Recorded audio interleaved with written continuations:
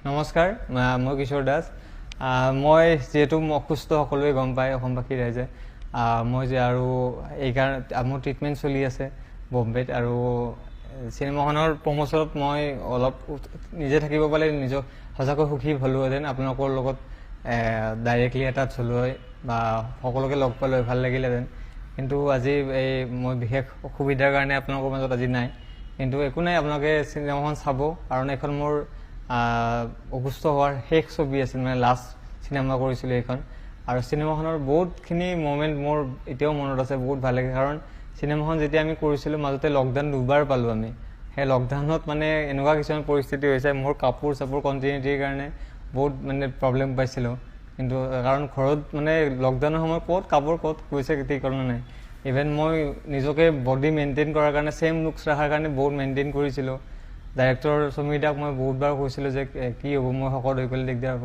তাৰপিছত মই বহুত মেইনটেইন কৰিলোঁ নিজকে। আকৌ য'ত মই দাঢ়ি চুলি কাটিছিলোঁ, আকৌ ছেইম লকডাউনৰ পিছত আকৌ তাত গৈ আকৌ ছেইম লুকছৰ কাৰণে আকৌ গৈছোঁ, সেইবোৰ কৰিছোঁ। তাৰপিছত চিনেমাখনত সঁচাকৈ গোটেই ইউনিটে বহুত কষ্ট কৰিছে।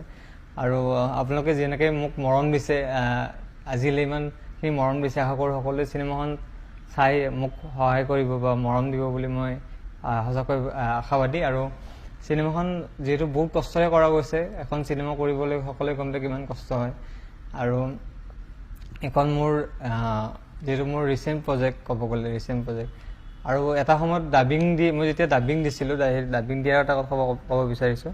ডাবিং দি থাকোঁতে মোৰ যেতিয়া মোৰ মানে কিছুমান এনেকুৱা দৃশ্য আছিলে, মই হাঁহিব লাগে বহুত জোৰে, কিন্তু মই হাঁহিব নোৱাৰোঁ। গৰম পানী ফ্লাক্স থাকে লগত, পানী খাওঁ তথাপি নোৱাৰোঁ, মানে নোলায় মানে। তাৰপিছত মই তেতিয়া ভাগৰি পৰিলোঁ। তাৰপিছত মই সুমিদাক ক'লোঁ, সুমিদা মই ডাবিং দিব নোৱাৰিম।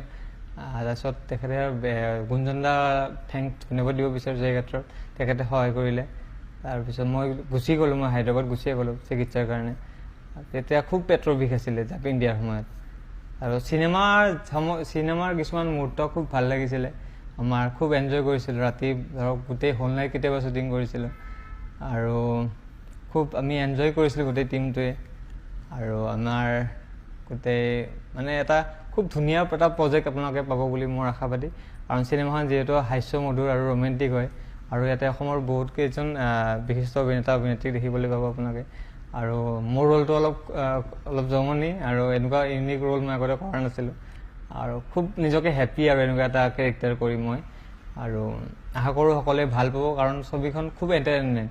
আৰু আপোনালোকে ইমান দিনে মোক যিধৰণে মৰম দিছে, আশীৰ্বাদ কৰিছে, ঠিক তেনেদৰে মই ভাবুক চিনেমাখন চালে মই আৰু বহুত বেছি সুখী হ'ম। ধন্যবাদ।